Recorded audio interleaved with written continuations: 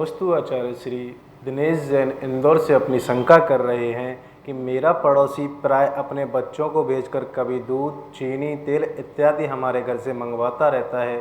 ऐसे में अब उनसे मना करें तो संबंध खराब होने का डर रहता है और झूठ बोलकर मना करें तो ईश्वर का डर रहता है, तो और दे दें तो अब अंदर मन में दुख बना रहता है। तो बताइए ऐसे में क्या करें, कृपया शंका का समाधान करें। मनुष्य एक सामाजिक प्राणी है। समाज के साथ उठना बैठना इसका जीवन होता है। तो आचार्यों ने कहा है कि परस्पग्रहो जीवनाम, एक दूसरे का उपकार करना हमारा जो है धर्म होता है। यदि आप सामर्थ्यवान हैं तो आप किसी की भी परेशानी को अच्छे से समझें और समझ करके उसकी परेशानी को दूर करने की कोशिश करें।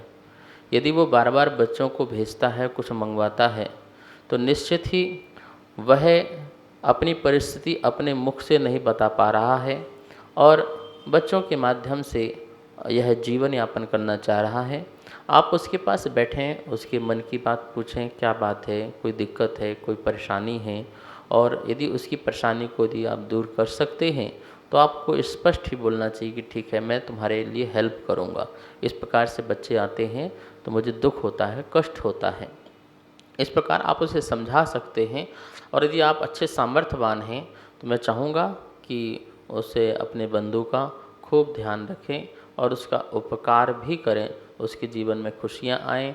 किसी भी प्रकार से आप उपकार कर सकते हैं, उसका व्यापार ठीक करें, धन दें, को जैसे भी करें, उसको इस प्रकार की नौबत ही ना आए कि बच्चों को भेज कर के सामान मंगाना पड़े।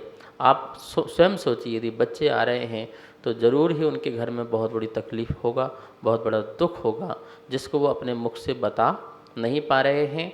आपको जाकर के उनकी बात को सुन कर के उनकी बहुत अच्छी हेल्प करना चाहिए। इसे महावीर स्वामी ने उपकार कहा है। ये सबसे बड़ा उपकार है कि किसी जीव का आप जो है ध्यान रखते हैं, सहयोग करते हैं। समाज में रह कर के एक दूसरे का उपकार करना भी महावीर स्वामी ने इसको व्यवहार धर्म कहा है कि इस प्रकार का व्यवहार धर्म, क्योंकि हम तो जानते हैं कि हम किसी को कष्ट न दें, पीड़ा न दें, लेकिन कोई व्यक्ति कष्ट में हो, पीड़ा में है, तो उसके कष्ट और पीड़ा को दूर करने का पूरा प्रयास तो करना चाहिए। पुरुषार्थ, हम तो चींटी को भी नहीं सताते, मच्छर को भी नहीं सताते हैं, ठीक है ना, लेकिन जो स्वयं कर्मों से सताया हुआ है, दुखी है, और हम अपनी शक्ति के अनुसार उसका उपकार कर सकते हैं तो हमें करना चाहिए। हृदय के मित्र बनो, दुखी लोगों के हृदय के मित्र बनो और हृदय के मित्र बन करके उनके जीवन के जो भी संकट हैं उनको दूर करने का प्रयास करना चाहिए। यदि आपके पास शक्ति नहीं है, सामर्थ्य नहीं है, तो कोई बात नहीं, जो शक्ति सामर्थ्यवान हैं आप उनसे उसके लिए हेल्प करो कि भाई देखो, हमारा पड़ोसी है या बहुत अच्छा इंसान है, धर्मात्मा है, आप जो है उसका उपकार करें, तो हो सकता है आपके कहने से उसका जीवन जो है सही हो जाए। आप समस्या को समझ करके अच्छे से समाधान करें। नमोस्तु आचार्य श्री दिव्या जैन गुड़गांव से अपनी शंका कर रही हैं कि बीतरागी भगवान के ऊपर दूध, जल, पुष्प आदि डालना क्या उचित है? ऐसा करने से उनकी बीतरागता नष्ट नहीं हो जाती और क्या उपसर्ग नहीं होते? कृपया शंका का समाधान करें। साक्षात अरहंत परमात्मा और फिर उनका बिंब, जिन बिंब, इन दोनों में बहुत अंतर होता है। जैसे कि आपके पिताजी हैं जो साक्षात हैं, और यदि उनका स्वर्गवास हो जाए तो उनकी आप फोटो रख लो या उनकी मूर्ति बना लो, तो दोनों में अंतर है कि नहीं है? यद्यपि प्रतिकृति जो है बिल्कुल हूबहू पिता की तरह ही बनाई गई है, लेकिन वो पिता नहीं है, ठीक है ना। वो एक प्रतिकृति है, एक कल्पना है, और उसमें हम अपनी आस्था रखते हैं कि मेरे पिताजी हैं। इनको देख करके मुझे अपने पिता का भान होता है, इनको देख करके मुझे पिता का स्मरण होता है। जो जो उन्होंने मेरे जीवन में उपकार किए हैं वो सारे के सारे मुझे याद आते हैं, इसलिए मैंने वो प्रतिमा रखी।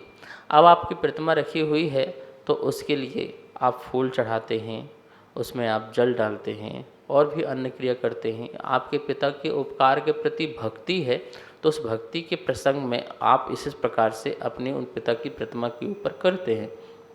ऐसे ही साक्षात अरहंत के ऊपर जो है किसी प्रकार की जल की धारा नहीं होती है, दूध की धारा नहीं होती है, न पुष्प की वृष्टि होती है। शमोशरण में जो पुष्प की वृष्टि होती है वो होती है, लेकिन भगवान के ऊपर नहीं गिरते कभी। कोई भी चीज़ भगवान को स्पर्श नहीं करती है, वो दूर गिरती है। ऐसा ही एक अश्य होता है।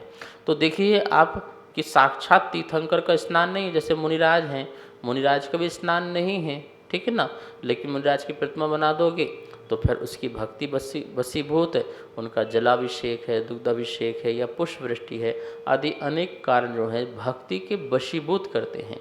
कभी किसी के मन में उपसर्ग के भाव नहीं होते हैं कि मैं उपसर्ग कर रहा हूँ। व्यक्तियों के मन में आजकल बहुत कुतर्क चलते हैं कि हमने जल डाल दिया, दूध डाल दिया या पुष्प डाल दिया, ये तो भगवान के ऊपर हमने घोर उपसर्ग कर दिया। भाई घोर उपसर्ग कब होता है?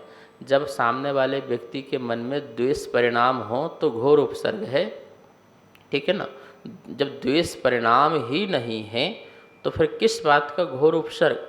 जब द्वेष परिणाम हो, ईर्षा भाव हो, किसी को मिटाने का, किसी को गिराने का, किसी को ख़त्म करने का भाव हो तो वो उपसर्ग कहलाता है। यहाँ तो उत्तम से उत्तम पदार्थों के द्वारा हमने जो स्थापना निक्षेप से भगवान की स्थापना की है, सोने की प्रतिमा, चांदी की प्रतिमा, पाषाण की प्रतिमा, काष्ठ की प्रतिमा, बहुत सारी प्रतिमाएं हैं और आकार दिया है, और उसमें ही हम भगवान की कल्पना करके और आनंद लेते हैं। तो हमारा आनंद का प्रतीक है अभिषेक है, आनंद का प्रतीक है उत्तम से उत्तम सामग्रियों का चढ़ाना, और हम बिल्कुल इतने भाव विभोर होते हैं कि हमारे पास जो भी उत्तम से उत्तम वस्तुएं हैं हम प्रभु के चरणों में छोड़ दें और त्याग कर दें। ऐसे परिणाम भी हमारे हुआ करते हैं। तो जिन बिंब जो है उसका अभिषेक आदि, उसका पुष्पवृष्टि आदि आदि अनेक कार्य जो होते हैं वो किसी भी प्रकार से उपसर्ग की श्रेणी में नहीं आया करते हैं। ऐसा जो व्यक्ति लोग कुतर्क देते हैं उनके से बड़े सावधान रहें। कहीं उनके तर्क और कुतर्क में आप भक्ति छोड़ दें, अभिषेक पूजा पाठ छोड़ दें, आराधना छोड़ दें, ऐसा आपका जीवन में कभी भी घटना ना घटे, इस बात को ध्यान में रखना है। तो उपसर्ग नहीं है, ये आपकी भक्ति है और आप ये कर सकते हैं। सभी को सादर जय जिनेन्द्र। आप नित्य जैन पाठशाला के माध्यम से 6 डाला का स्वाध्याय कर रहे हैं, जो कि पूज्य गुरुदेव के मुखारबिंद से बहुत ही सुंदर स्वाध्याय कराया जा रहा है और जैन आगम के अनुसार आपकी शंकाओं का समाधान भी किया जा रहा है। अगर आपको इस विषय में कोई भी शंका है तो आप हमें नीचे दिए गए नंबर पर भेज सकते हैं और अपनी शंका का समाधान पा सकते हैं। और आप शंका समाधान के पुण्यार्जक भी बन सकते हैं। 21 रुपये की राशि के माध्यम से 1 दिन के लिए और 11,000 रुपये की राशि के माध्यम से 1 महीने के लिए पुण्यार्जक बनकर अपने पुण्य का संचय कर सकते हैं और शुद्ध ज्ञान की प्रभावना कर सकते हैं। सभी को सादर जय जिनेन्द्र। इस कार्यक्रम के पुण्यार्चक थे